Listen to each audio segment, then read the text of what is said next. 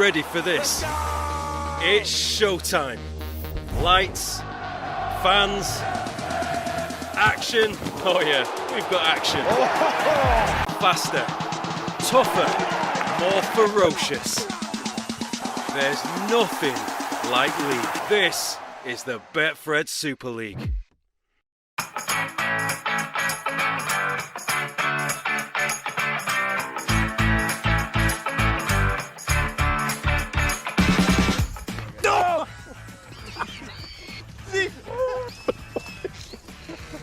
Got me here.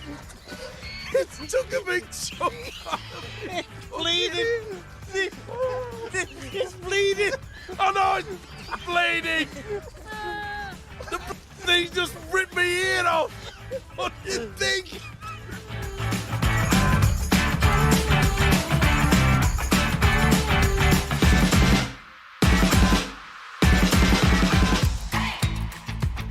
Hello and welcome to this penultimate edition for 2025 of Eddie and Stevo, the podcast, here for the past 164 episodes with the blessing and support of Betfred, Rugby League's prime sponsors.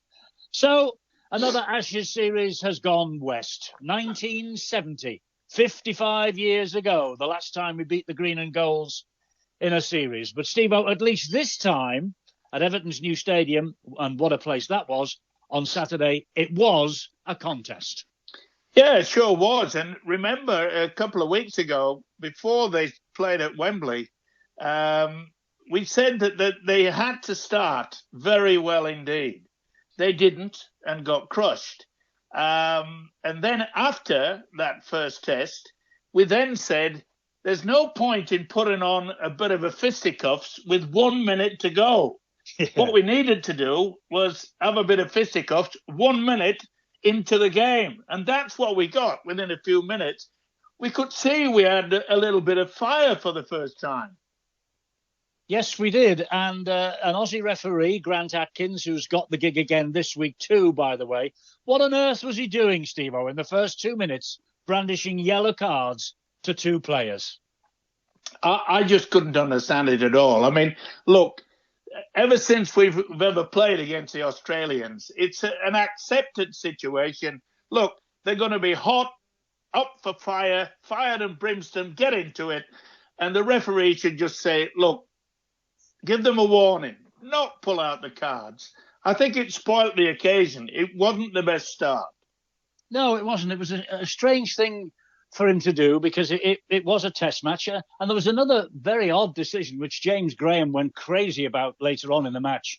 The video referee giving a knock-on against Dom Young. It never looked like a knock-on for any money, did it? No whatsoever. Look, I know we can keep saying it wasn't good by the officials, and it wasn't. It certainly wasn't test match standard, that is for sure. But we have to make sure that this is not an excuse. We defended a lot better. We made less mistakes than the Green and Gold, and yet it's just 2 or 3 occasions when we allow the Australians to take advantage, and you don't give them any advantage because they'll take 1 or maybe 2 or sometimes 3, and that's all it takes to win a test match. Well, half-time, I thought we had them really rattled. I really did. But just as happened at Wembley in the first test, the game was gone in the first 10 minutes of the second half. Yes, and I think we were all hoping that it went in at half-time all square. But the major thing is the fact that we were not making breaks. We were defending well. We were shutting down all the Green and Gold, everything that they threw at us. We were matching them. But you can't afford to make 1, 2, 3 mistakes. And that's all it takes because the Aussies will take advantage of it. Listen, Eddie, this is not the best Australian side I've ever seen. This is not the best that I've seen them perform in an Ashes series. But they still had enough to beat us.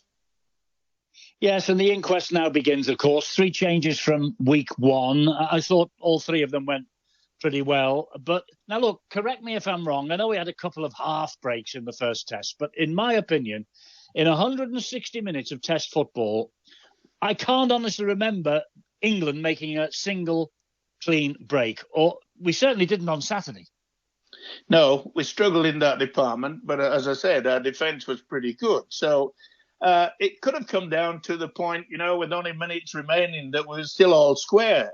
But they've got the ability to do that. For once, England decided to make sure that their kicking game was a lot better than in the first test.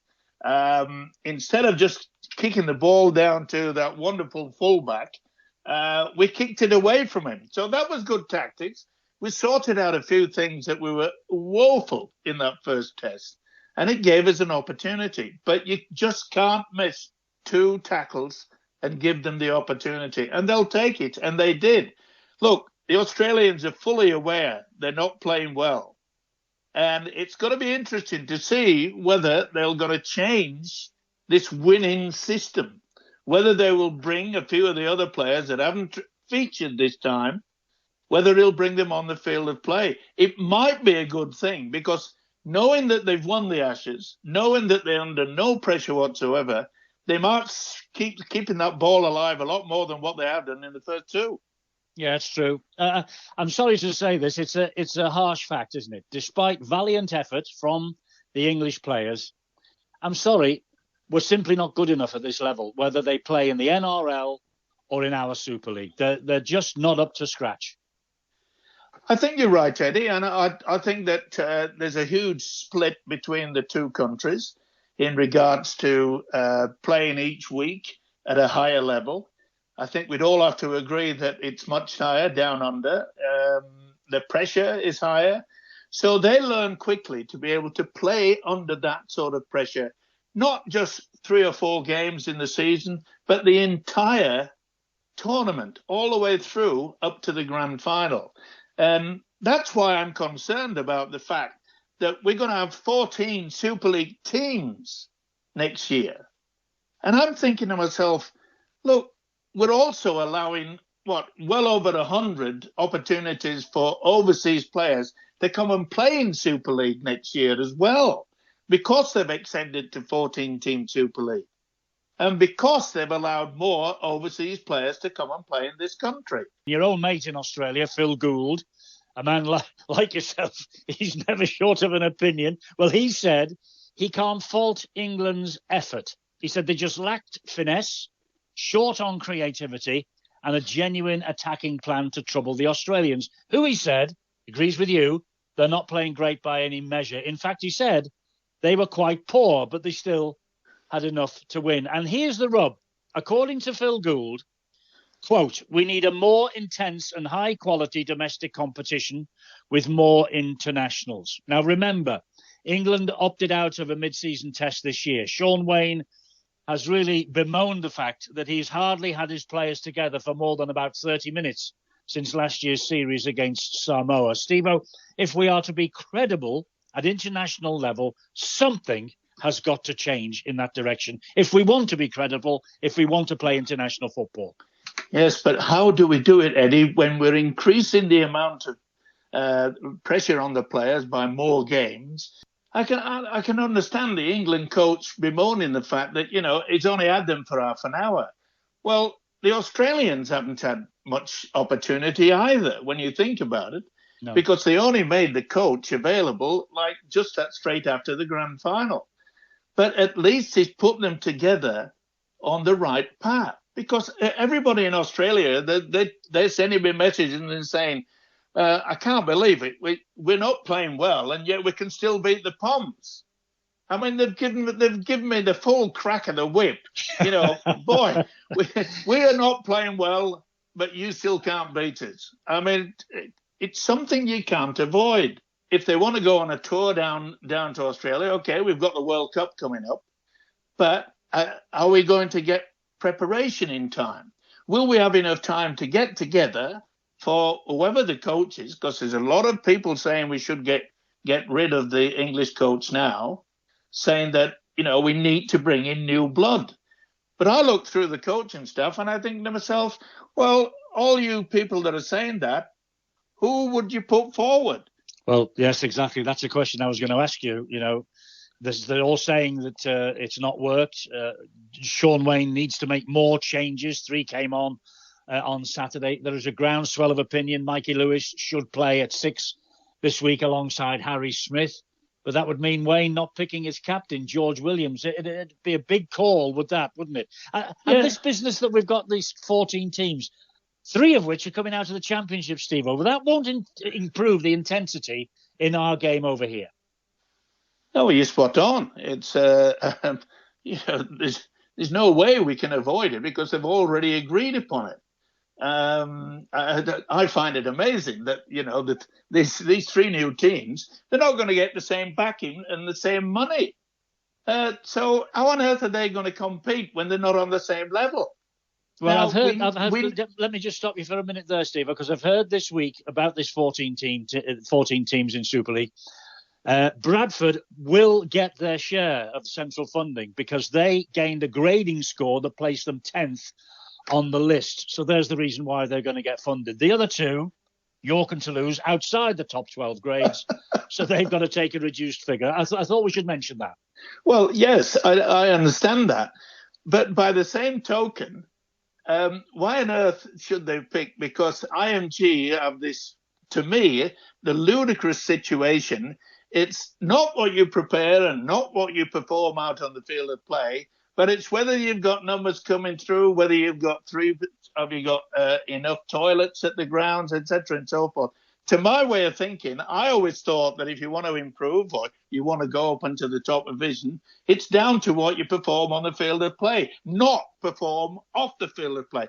I know we want to get more fans, but the only way we're going to get more fans is start winning the Ashes, start winning the World Cup. Then people might start saying, oh, listen, England's got a chance. Yeah, I couldn't agree with you more. And what made Saturday's defeat more painful for me, England at 25, Australia 7 at Twickenham in the other code. I mean, well done to them, but it wasn't a great day from our point of view, was it? It really wasn't.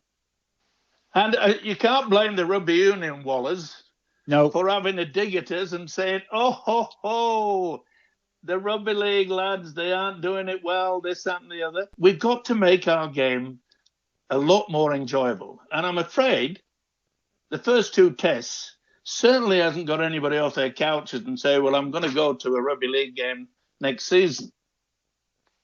No, but the television audiences have been reportedly good. Over 1 million watched the second test on Saturday on the BBC. But, I mean, the current thing is now the inquest will begin, first of all, into Sean Wayne's future as coach. He himself says he knows the series will be reviewed next week and beyond. He's unconcerned, he says, about his own future. He just wants his men to win this final match and perform as he knows they can. There will be the inquest. He got a series win against Tonga and Samoa, a World Cup semi-final heartbreak to a narrow defeat. His record is as good as anyone's, Stevo, over the past 55 years. So if it's not going to be him, who? Who will coach England in future if it's not Sean? We really have not got anybody that's sort of making the big scene. And a lot of people think that maybe the Salford coach that is now going to St. Helens. But, of course, you can't be associated with a club. And it's the same in Australia. You can't be associated with a club if you're going to coach the international side. No, because you get all the news about injuries, don't you, at club level? Yeah, that wouldn't be fair. No, it's not the best job to be handed. To be fair, look, I was a little bit sort of surprised that he went for tried and trusted people that he'd selected many years ago, and he expected them to be able to converge into a very good, solid unit. It hasn't worked out that way. Remember, it was all squared at half time. Yes, so that to me is an opportunity. Right, I'm going to get someone out there that say, right, I don't care about your tackling. I don't care about this or that. I just want you to get us moving forward. I want you to be making breaks. I want you to be selfish. I want you to be you, the man of steel. That's you. You've got the title. There's no point throwing him on with 10 minutes to go. I found that quite pathetic, and I'm thinking, well, what's the use of that? Well, a lot of people are turning the spotlight on that, and Sean himself said that was the plan before the game got going. He'd probably bring him on at that stage and give Jez Litton a breather. He was going to come in as hooker. So that's one major talking point. The other one, as you've rightly mentioning, is Jake Connor, the man of steel. You keep calling him Mikey Lewis the man of steel. He was a man of the match in the grand final. Jake Connor was the man of steel, and Jake Connor never got a sniff. And this is something also that is coming back to haunt Sean at the moment. But he has got to be the man who has got to make his own mind up. You know, it's all very well and good to look back with hindsight and say, shoulda, coulda. He made his choice and he's had to live with it. And the next one he's got to make, as I say, will Lewis play at 6 at the weekend alongside Harry Smith? Well, to my way of thinking, I don't think the half-back combination has worked on the first and second tests. So what we got to lose? Nothing. Just throw it out there and just say, I'm sorry. He selected quite a few older players, in my opinion, that really shouldn't have been selected. But I'm not the coach. Everybody has their own opinion. And quite frankly, the Australian coach realizes that if he loses the third test, he won't be there for the World Cup. No. He knows that his name is on the block. And how can you get to a situation where your name's on the block when you've won the first 2 Ashes? When you're 2-0 up, I know. Yeah. Well, as I say, there's a lot of people throwing their hats into the ring, making their comments. Sam Lizzoni, by the way, who played with Jake Connor at Leeds, thinks he should have been in the squad. That's not a new thought. We all know that. He posted a fairly insulting comment, actually, on social media about Sean Wayne's decision. And this has prompted the RFL to launch an investigation into those comments. But he thinks that Connor should have played. Would Jake Connor, Stevo, let's be honest, would Jake Connor have really made any difference? Well, I'm not so sure, but I don't know where Superman came from. But that's what we needed. We need a Superman. And to be fair, we all thought that we had one. We all thought that the man of the match in the grand final would step up to the plate and be our wonderful, charming player to turn the series around. It turned out to be the other way around, where the fullback, Reece Walsh was just outstanding. But at least they altered their tactics to ensure that Walsh didn't get a clean ball from the kicks downfield in that first test, which is deplorable. And I'll tell you what, on Saturday he was a little bit rattled, wasn't he? The same man, Reece Walsh. He got a bit of stick. Well, that's what the game of rugby league's about. At least we did give it to them. We did. And as it turned out, it didn't have enough. Look, our defence was very solid for someone, but then we just slackened off for maybe 10, 15 minutes, and that was enough. And that enough is the fact that the only try that we have scored came with 2 minutes remaining at Wembley. A barge over, yeah. Yeah, it isn't as though it was created by wonderful skill and blah, blah, blah. It's, and a lot of people keep telling me, they're saying, if it wasn't for Walsh intercepting that ball, we'd have scored 2 tries. But I then say to them and say, well, maybe the guy that passed the ball should have done it and gone through and scored the tries. It's easy to talk about it, isn't it? It is. It is. Look in the past and say we should have done this, we should have done that. Look, final word on the test matches, on the field anyway. Can we get this win on Saturday just to get a bit more pride, a little bit of a smile on our faces come Saturday night? What do you think? It's going to be difficult for us. It's going to be a huge decision, Sean Wayne, to be able to say, right, you're going to start, you're going to be dropped, you're going to this, that, and the other. Try to get as much speed as we can, but we need someone to guide them around the park.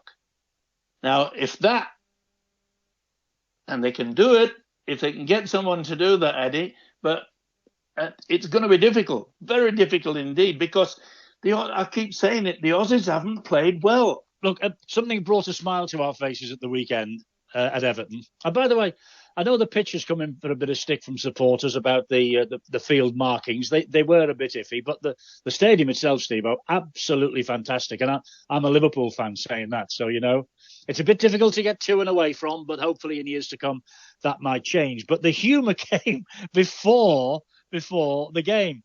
A notorious internet prankster named as Daniel Jarvis on the websites. He gate crashed the national anthems on Saturday. He was spotted with his arm round Cameron Munster, the Aussie halfback. He was decked out in green and gold playing kit, singing the national anthem.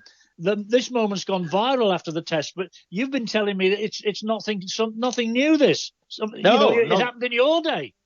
Did it ever? In fact, it was in Lyon in France, where I played in the World Cup final against the Australians. And as we walked out, this guy just came at the back of us. And while we were all sort of stood either side in a huge line, in regards to the fact that we were playing the national anthem, this guy came with a stuffed toy kangaroo. He had a flat cap on, and we were obviously concentrating on singing the national anthem. And as we came away, it was sort of, who on earth is this guy? I don't know whether there's any TV coverage of it or what, but he obviously was an Australian. But the funny thing about it is Terry Clausen. We always go out in England, in whoever the captain, then you go 1, 2, 3, 4. You go out in order. I was number 9 and Terry Clausen was number 8. And after we lined up and we sang the national anthem, Terry turned to me and he said, "That's a bit rude. They haven't played that Australian kangaroo thing." I said, "What?" He says, their national anthem, "Tie Me Kangaroo Down" or something like that. And I said, Waltzing Matilda, maybe. Well, I don't know. I can't remember. It might have been Waltzing Matilda. And I said to him, "Terry, their national anthem is the same as ours. God Save the Queen." And he went, Oh, all right. And walked away. And the first scrum in a World Cup final, as I'm packing down with him, and he says, "Are you sure?" And I said, "Terry, concentrate on the game." It was just unbelievable sort of situation. Look, things like that do happen. I mean, a lot of people want to become famous when they don't have the ability to do it. But fair play to the lad. He must have avoided quite a few, shall we say, officials that are supposed to keep them on. Evidently, they're going to fine him heavily or whatever, but he'll probably do that because he has form, hasn't he? He has got a bit of form. You're right. Yeah, and it didn't affect Cameron Munster, by the way, man of the match after scoring one of the Kangaroos' 2 tries. So he didn't do a Terry Clausen. Oh, look, good luck to England on Saturday. Fingers crossed yet again. Yeah. Paul Wellens, who you met at Wembley, on Wembley Way, ahead of the first test. He's back in the game. As you hinted, he's got offers from the NRL. He's going to North Queensland Cowboys as assistant coach next year. Good on him. Yeah, and he'll be under Todd Payton. And he'll be on his way to Townsville. The great weather up there all the time. And also he'll be working with the former Wigan Warriors man, Blake Green. Yep. Who's left Newcastle Knights. And look, Todd Payton's getting it all right. And I'm so pleased for Paul Wellens to see that somebody is interested in knowing that he's certainly got the pedigree to become a good coach. And I wish him all the best. Yeah, hear to that. And Salford and the ex-Salford rather and Huddersfield coach Ian Watson, he's back in business too. He's going to join Willie Peters at Hull KR as one of his assistants next year. That's fabulous. Well, it is. And a lot of people have also sort of intimated to me that, maybe bringing an Australian experienced coach into the England camp might not be a bad idea. Now, remember, we've had Australian influence at international level before Yeah. It isn't as though it'd be something like, oh, my word, we can't do that. No. But why not? If you know... Have we got the dosh? Have we got the dosh to do it, Stevo? Could we afford to do that? Bring a top man in as an assistant? Eddie, I'm sure that there's a lot of top coaches would just say, I would love to get involved in international level, to help you, to this, that, and the other. I mean, what a great move it was for the Australians to take on Peters. Indeed. Just say they brought in this young kid, he's won the grand final, blah, blah, blah, blah, blah, blah. So they bring in the coach who coaches him at club level to see what's the best way to stop him. Not bad, is it? Not a bad idea. We thought that before the season, the series started, and it has proved to be. Anything else before we go? Anything you want to get off your chest, or are you happy and all done and dusted? Eddie, we don't have enough time for me to get everything off my chest. Stevo, next week we've got our final podcast of 2025, the 165th edition since we first started it all. And I hope to goodness we're reflecting on an English Test win against the Aussies at Headingley. I know you're there.